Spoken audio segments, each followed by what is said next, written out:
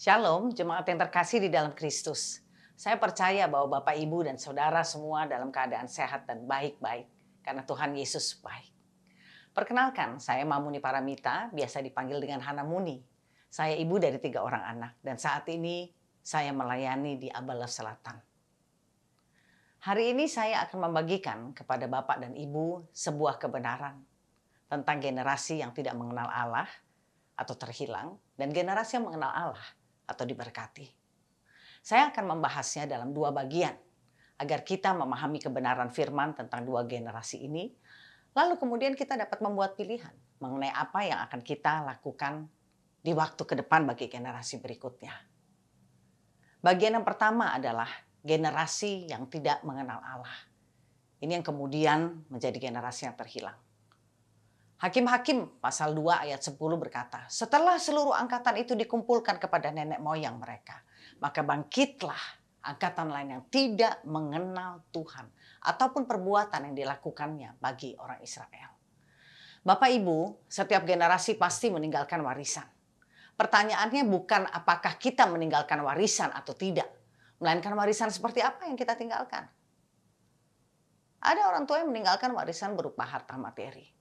Namun, ada warisan yang jauh lebih berharga dari semua itu, yaitu warisan iman.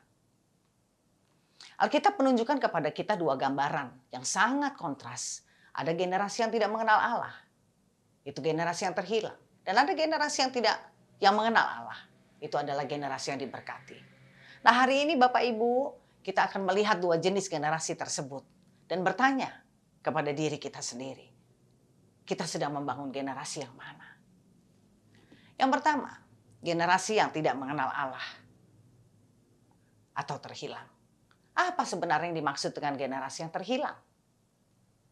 Yang pertama, generasi yang terhilang adalah generasi yang tidak mengenal Allah.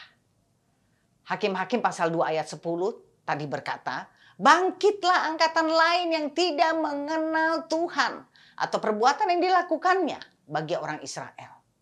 Kata terhilang dalam perjanjian baru sering diterjemahkan dari kata Yunani apolimi yang artinya binasa, musnah, tersesat, kehilangan tujuan, hancur. Nah, kata hilang di sini adalah apololos, bentuk dari apolimi. Jadi, generasi yang terhilang bukan sekedar generasi yang tidak hadir di gereja, Bapak Ibu. Generasi yang tidak mengenal Allah atau generasi yang terhilang adalah generasi yang kehilangan arah hidupnya. Karena kehilangan hubungan dengan Tuhan. Mereka masih hidup secara fisik, tetapi mereka kehilangan tujuan ilahi bagi hidup mereka. Nah, sedangkan kata tidak mengenal Allah, tidak mengenal dalam bahasa Ibrani adalah lo yadau, dari kata dasar yada. Nah, kata yada tidak sekedar berarti mengetahui informasi atau fakta. Kata ini berbicara tentang pengenalan yang dekat, pribadi, dan penuh relasi, layaknya hubungan intim suami istri. Sebagaimana dituliskan dalam kitab Kejadian pasal 4 ayat 1. Kemudian Adam bersetubuh dengan Hawa istrinya. Kata bersetubuh di sini bukan sesuatu yang pornografis Bapak Ibu. Kata ini diterjemahkan dari kata yang sama, yada. Artinya dalam pemahaman Ibrani, mengenal bukan sekedar mengetahui tentang seseorang, melainkan hidup dalam hubungan yang nyata dengannya. Nah, Hakim-Hakim pasal 2 ayat 10 berkata, bangkitlah angkatan lain yang tidak mengenal Tuhan ataupun perbuatan yang dilakukannya bagi orang Israel. Ini adalah ayat yang sangat menyedihkan. Bangsa Israel menyaksikan mujizat yang luar biasa. Mereka melihat laut Teberau terbelah. Mereka makan mana setiap hari, setiap pagi dari surga. Mereka masuk ke tanah perjanjian dengan penyertaan tangan Tuhan yang kuat. Tetapi hanya dalam 1 generasi semuanya berubah. Bangkitlah generasi yang tidak mengenal Allah. Itu kata Alkitab. Perhatikan Bapak Ibu. Alkitab tidak berkata bahwa mereka tidak mengenal sejarah Israel. Mereka tahu cerita-cerita itu.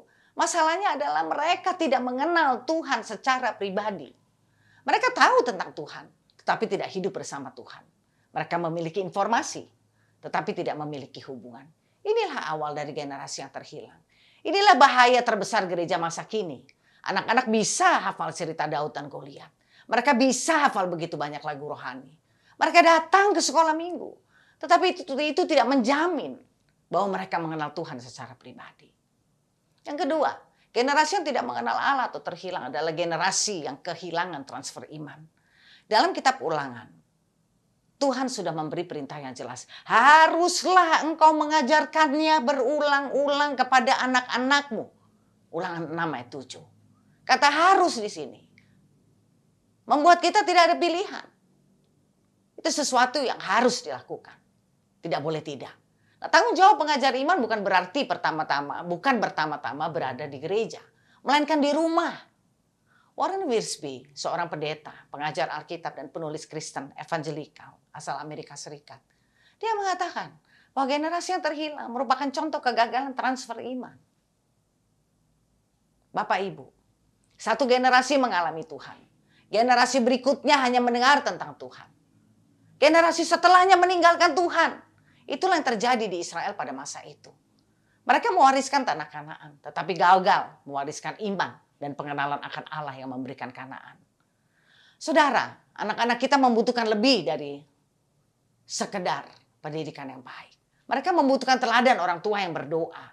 Mereka membutuhkan ayah yang membaca Alkitab. Mereka membutuhkan ibu yang mengasihi Tuhan yang berdoa buat mereka. Mereka membutuhkan keluarga yang hidup bagi Kristus. Mereka membutuhkan pengenalan akan Allah. Yang ketiga, generasi yang tidak mengenal Allah atau terhilang adalah generasi yang akhirnya terseret dunia. Setelah tidak mengenal Allah, Israel mulai menyembah Baal. Hakim-Hakim pasal 2 ayat 11 dan 12 berkata, orang Israel kemudian melakukan apa yang jahat di mata Tuhan. Dan mereka beribadah kepada Baal.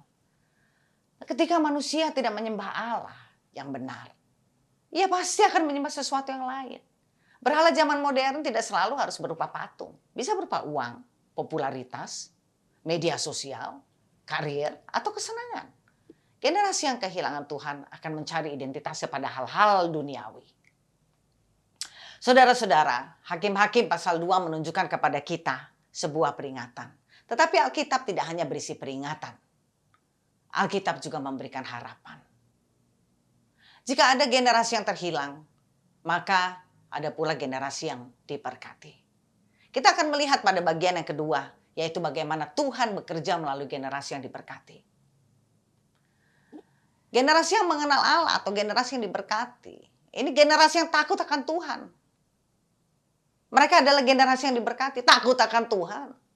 Generasi, makanya diberkati Bapak Ibu. Mazmur pasal 112 ayat 1 dan 2 berkata, berbahagialah orang yang takut akan Tuhan. Anak cucunya akan perkasa di bumi. Angkatan orang benar akan diberkati. Kata diberkati berasal dari bahasa Ibrani, Yevorah, yang berasal dari kata dasar barah. Kata barah berarti memberkati, melimpahkan kebaikan, memberikan kemurahan, menghadirkan perkenanan Allah. Menariknya, akar kata barah yang berarti memberkati berasal dari akar kata yang sama dengan kata bereh yang berarti lutut. Gambaran kemudian yang muncul adalah seseorang yang sedang berlutut untuk menerima berkat. Karena itu banyak ahli bahasa Ibrani melihat adanya hubungan makna antara berkat dan berlutut. Dengan kata lain, berkat dalam pemikiran Ibrani bukan pertama-tama berbicara tentang kekayaan atau kemakmuran, melainkan tentang seseorang yang hidup di bawah perkenanan dan kemurahan Allah. Karena itu, Bapak Ibu, ketika Mazmur 112 berkata, angkatan orang benar akan diberkati. Artinya bukan sekedar mereka akan menjadi kaya atau sukses. Artinya adalah generasi tersebut akan hidup di bawah tangan Tuhan. Menikmati penyertaan Tuhan, perlindungan Tuhan, tuntunan Tuhan, dan dipakai untuk menggenapi tujuan Tuhan. Perhatikan ayat tersebut. Berkat Tuhan tidak hanya berhenti pada satu orang. Ketika seseorang hidup takut akan Tuhan, dampaknya dapat menjangkau generasi berikutnya. Bukan berarti setiap anak orang percaya otomatis selamat Bapak Ibu. Namun kehidupan yang takut akan Tuhan menciptakan lingkungan yang sangat kuat bagi lahirnya generasi yang diberkati. Saya akan memberikan contoh orang tua yang hidup takut akan Tuhan. Mereka membawa keturunannya kepada pengenalan akan Allah. Jonathan Edwards hidup hanya 55 tahun. Sebentar, tapi kita tahu bahwa kehidupan kita tidak diukur dari usia kita. Panjang atau pendek, tapi seberapa besar dampak yang kita berikan bagi dunia ini. Bagi kehidupan orang lain. Jonathan Edwards adalah tokoh kebangunan rohani di Amerika. Ia seorang pendeta, teolog, pemimpin Great Awakening. Ia bukan hanya berkhotbah dengan kuasa. Ia juga membangun keluarganya dalam takut dan pengenalan akan Tuhan. Penelitian A.E. Winship terhadap keturunannya menunjukkan hasil yang luar biasa. Dari garis keluarganya lahir banyak pemimpin. 1 wakil presiden AR, Aaron Burr. 3 orang senator, 3 orang gubernur. 13 rektor universitas, 30 hakim, 65 orang profesor, 100 orang pengacara, 100 orang lebih misionaris dan pendeta, dan 60 orang penulis terkenal. Apa rahasianya, saudara? Kehidupan yang berpusat kepada Kristus dan pendidikan rohani yang kuat. Amsal 22 ayat 6 berkata, "Didiklah orang muda menurut jalan yang patut baginya, maka pada masa tuanya pun ia tidak akan menyimpang dari jalan itu." Inilah yang saya doakan dan lakukan dalam tahun-tahun hidup saya. Membangun keturunan jasmani dan rohani yang Tuhan percayakan kepada saya. Saya tidak pernah menyerah Bapak Ibu atas hidup mereka. Sebab saya tahu selama saya masih berdoa, masih terus berdoa dan terus membangun mereka, Allah terus bekerja untuk membawa mereka kepada pemenuhan panggilan surgawinya bagi mereka. Sebagai perbandingan, sejarah juga mencatat seorang pria bernama Max Hughes. Seorang kriminal dan ateis di abad ke-18 di Amerika.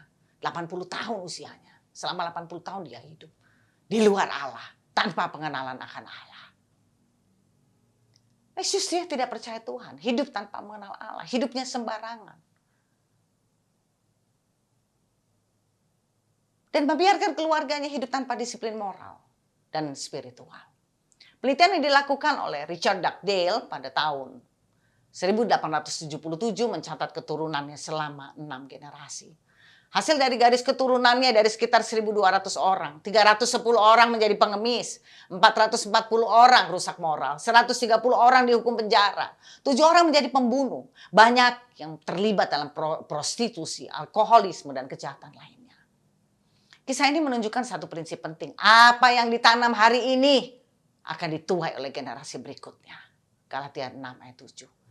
Saudara-saudara, dunia saat ini sedang memperebutkan generasi muda. Media sosial memperebutkan mereka. Budaya dunia memperebutkan mereka. Ideologi dunia memperebutkan mereka. Tetapi Tuhan juga sedang mencari orang-orang yang mau berdiri bagi generasi ini. Pertanyaan terbesar bukanlah, apakah anak-anak kita akan sukses? Tetapi apakah mereka akan mengenal Tuhan? Karena seseorang bisa saja menjadi kaya tanpa Tuhan. Seseorang bisa terkenal tanpa Tuhan. Seseorang bisa berpendidikan tinggi tanpa Tuhan. Tapi tidak ada berkat yang lebih besar daripada memiliki generasi yang mengenal dan mengasihi Tuhan. Hari ini saya akan memberikan 3 tantangan kepada Bapak dan Ibu. Yang pertama, untuk para orang tua. Jangan hanya mewariskan harta, wariskan iman. Ajarkan firman Tuhan di rumah. Berdoalah bersama anak-anak. Jadilah teladan kehidupan Kristen yang nyata. Yang kedua, untuk para pelayan Tuhan dan gereja. Jangan puas jika anak-anak hanya datang ke gereja. Bimbing mereka menjadi murid-murid Kristus yang sejati. Yang sungguh-sungguh mengenal Tuhan. Gereja masa kini harus waspada. Agar tidak membiarkan generasi Yosua berlalu tanpa menyiapkan generasi berikutnya. Yang ketiga, untuk setiap orang percaya. Mulailah membangun generasi berikutnya. Jika saudara belum memiliki keturunan, jadilah pembimbing rohani bagi generasi muda. Doakan mereka, dampingi mereka, menjadi teladan bagi mereka. Karena suatu hari nanti, ketika generasi kita sudah berlalu, akan muncul generasi berikutnya. Ketika mereka bangkit, pastikan Alkitab tidak mencatat tentang mereka. Bangkitlah angkatan lain yang tidak mengenal Tuhan. Sebaliknya, pastikan Tuhan berkata tentang mereka, angkatan orang benar akan diberkati. Mari kita berdoa. Bapa yang baik, inilah kami umat-Mu ya Bapa. Berikanlah kepada kami hikmat, kekuatan, dan pertolongan Roh-Mu untuk terus membimbing generasi muda. Baik keturunan jasmani maupun keturunan rohani. Yang telah Engkau percayakan kepada kami ya Bapa. Hari ini kami mau mendedikasikan seluruh hidup kami. Dan kami mau berkomitmen untuk melaksanakan tugas ini seumur hidup kami. Agar nama-Mu dipermuliakan di tengah bangsa-bangsa. Dalam nama Tuhan Yesus Kristus kami berdoa. Amin. Tuhan Yesus memberkati.